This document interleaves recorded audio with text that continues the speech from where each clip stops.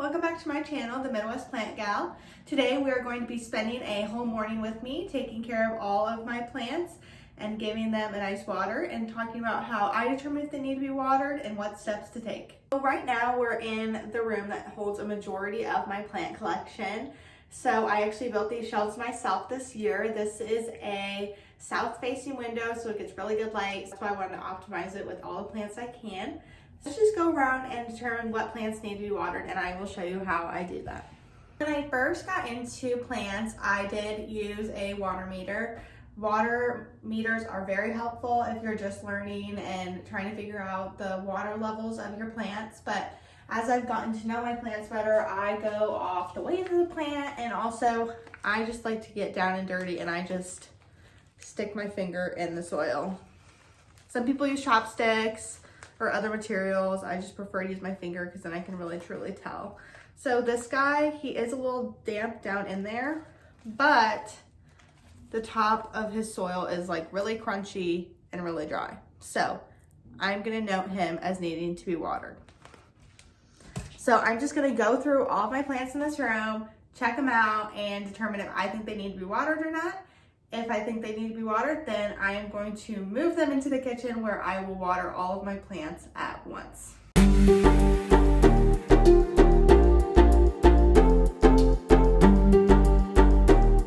I do have several grow lights around my house for my plants, especially my tropical plants that need more light. I invested in more as the winter came because I wanted my plants to have enough light. I have all of these lights on a timer to be on for 12 hours a day, and then they automatically turn off.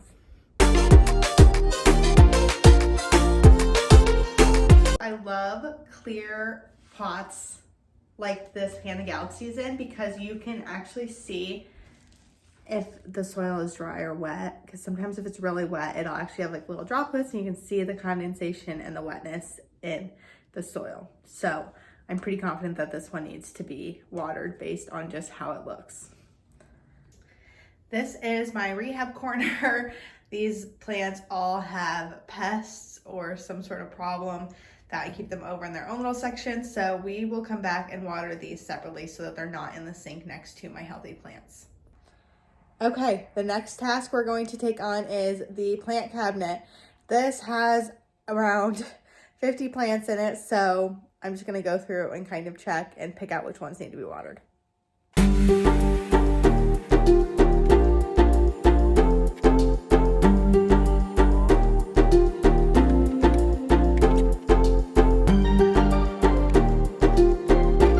Got a little helper here. Okay, we've collected all the plants I've determined need to be watered from in the plant room and in the plant cabinet. Okay, so now that we've collected all of our plants to be watered, we're going to start watering them. So lately, as we've gotten into the winter months, I have noticed my plants are a lot more susceptible to pests. I've been having a lot more pest problems, and they're just not as healthy, so they can't fight off the pests like they can in the summer. So today for watering, we are going to be using Arbor Organic insecticide to water all of my plants. They don't all have pests, but this is a great way to be preventative and try to promote your plants being healthy and not having pests. So this calls for 4 capfuls of Arbor for 1 gallon of water, which is what we're gonna do today.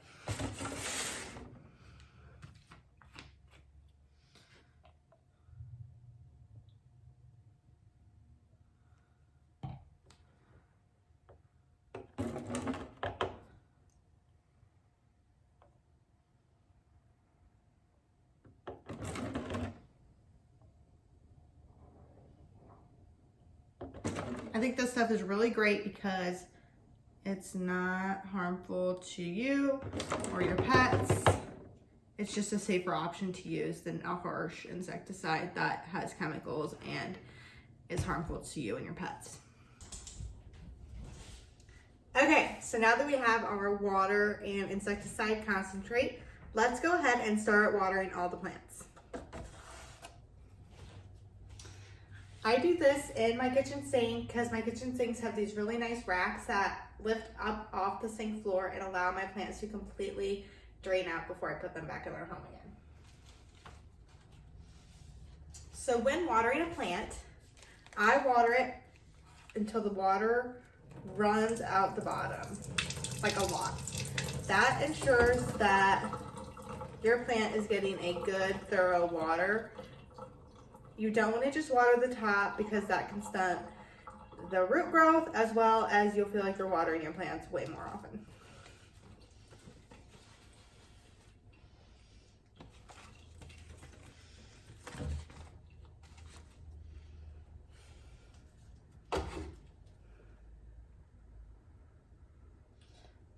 Another thing I find that this insecticide helps a lot with is gnats. I find that this insecticide really helps control my gnat population. At this time of year, the gnats are just what seems to be like out of freaking control. So it's nice to have kind of something to keep them under wraps in addition to like the sticky traps and other usual treatments I use.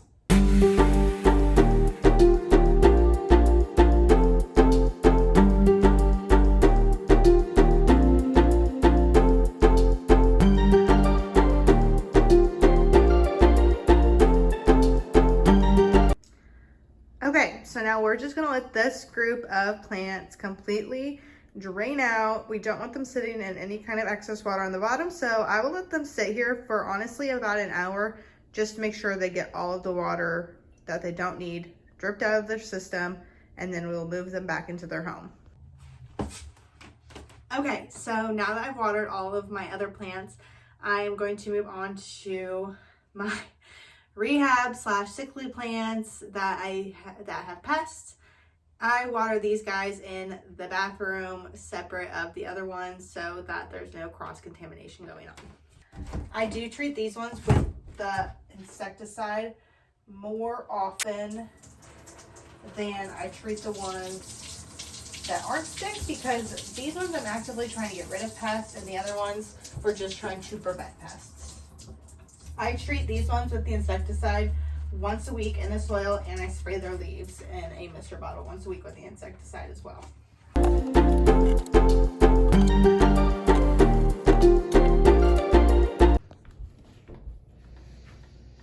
All right, here's a realistic moment for you. I completely dropped that plant, which I do more often than I would like to admit, but that is just life.